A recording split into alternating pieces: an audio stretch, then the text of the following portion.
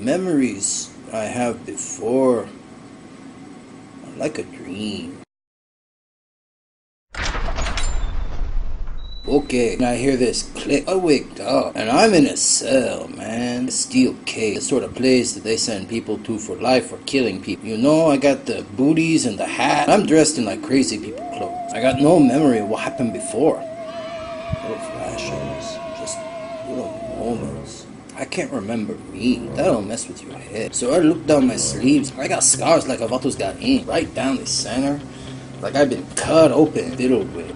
Small and lean and carved out of wood. I look at the bed I'm on and it's like even an immigrant like me gets better bed than that. I think it's time for me to leave. Go to the door. It's open. It's like so I open the thing up and alarms are going off. I'm loose. There's other cages with other people in them. They're starting to freak out. I run. I slide around the corner. I stop in front of one guy and I strip off my clothes real fast. I drop them in front of this cell, so I run my way out. I run down the hall and I grab this other guy inside the cell. So Japanese guys with some guards with this logo, Kao Toa. They go by. I'm like, oh my goodness, there's like an army here. Oh, spit. And I look at this guy and I go, and I take off down the hall. There are two guards that come by. I take one and hit the other one in the head with the butt of my rifle. And he turns around and he shoots me like in the center mass. So this second one, he's hitting the head and I hiccup out. I take this other one. I possess him. I got a disruptor ray. I possess someone. I got a power sword. Glue gun. Keep picking up the shiny toy guns. Then I hiccup back out.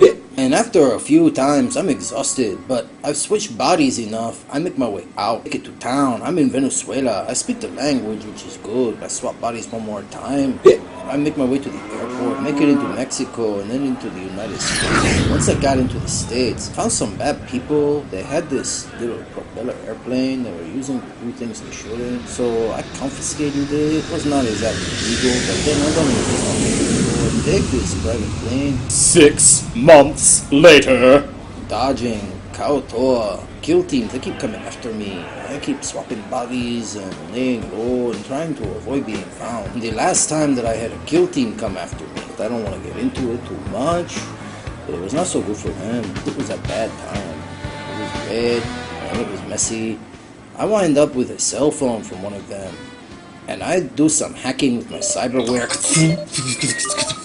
And it's like, oh my goodness, look at this, I've got information on someone else. He provides unique military weapons. It's a little company, but they make good stuff. We got this meeting coming up at this building happening in Los Angeles here in a little bit. And I make a phone call. I call up Spook because now I got the phone number for him. I let he, she, it know. It turns out it's Jimmy. Little Asian woman. Mushi mushi. Hola, amiga. ¿Qué pasa? She says, oh, yo también. Oh, amiga, we got some news. You got this meeting coming up at this building. Well, these bad guys who have it in for me, they know about it, okay? I checked out the place. It looks okay. I used my X-ray vision. ¿Quién estás aquí? Estoy Lucky Rodriguez. And these bad guys, they found you, so you should do something about it. We decide to go through with it. I check out the place and there's a janitorial service, so I get a job.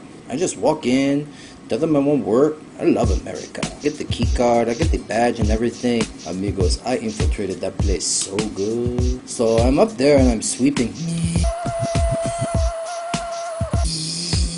And I'm using my X-ray vision. I'm taking a look around.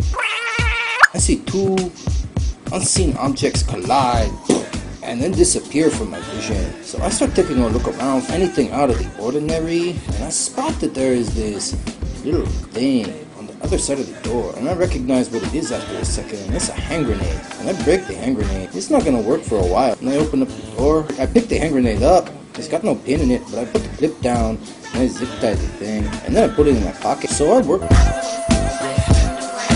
I get in the elevator because the supervisor, he says I gotta go up to the 10th floor. Get in the elevator and I realize there's like a couple invisible people in the elevator with me.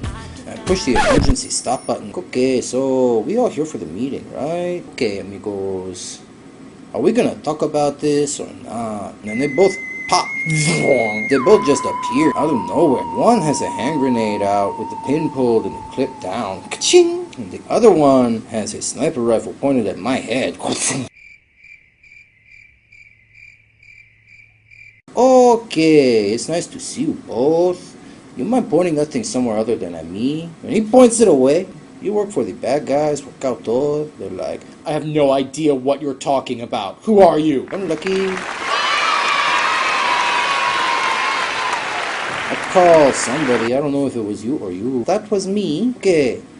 So, we may have people try to kill us, but there's a meeting to be had. I don't know what it's about. It doesn't seem to be with the people after me. They knew about it, but it wasn't for them. You want to work together, or are we going to keep pointing guns at each other? We argue and bicker for a time. Hey man, we can't sit here with the emergency stop on forever. If I don't get the 10th one before lunch, my supervisor is going to be pissed.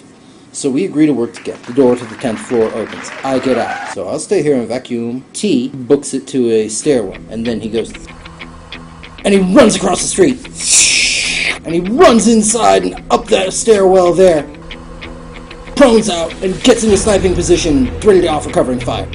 So I'm watching, and the meeting takes place upstairs. Apparently the guy Spook meets with is very impressive. Tells us about the shipment of weapons that are durable, that must be stopped. He offers us $500,000 apiece, which is a lot of money for me, you know? So we get the job.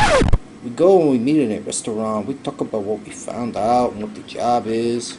We're supposed to stop a shipment of weapons. They're bad. They kill you for like 15 hours. So we explore the options. We're getting paid so much. Spook knows some people. He can arrange for there to be a Halo drop. So we all agree and we're like, okay, let's go. So I'm in the airplane, we're about to go and Halo drop. I'm about to get dropped into the Turkey and Syrian border. It's supposed to be a bad place. I'm gonna be dropping in tandem with my man, T. And when we get the red light, it's time to jump. We waddle on over to the door. We look out, we can see there's popcorn all over the place. All over the countryside. We jump out. We're falling from great altitude. The wind is going by at a very high speed. It's okay, no need to panic. We're alright. It's good. Shoot! We land right on target. We can see there's a helicopter parked. We can see there's a bunch of air traffic. We got a couple Arab guys who come running out. They got AKs. They start shooting at us. Spook and T, they kill the others before I can do anything. But one stays unhurt. And I go and I run and I take him. So I possess this guy. He's got ESP. So I can hear people inside fighting. I hear the treads of a tank, a minigun. So we throw the doors open and bust inside. And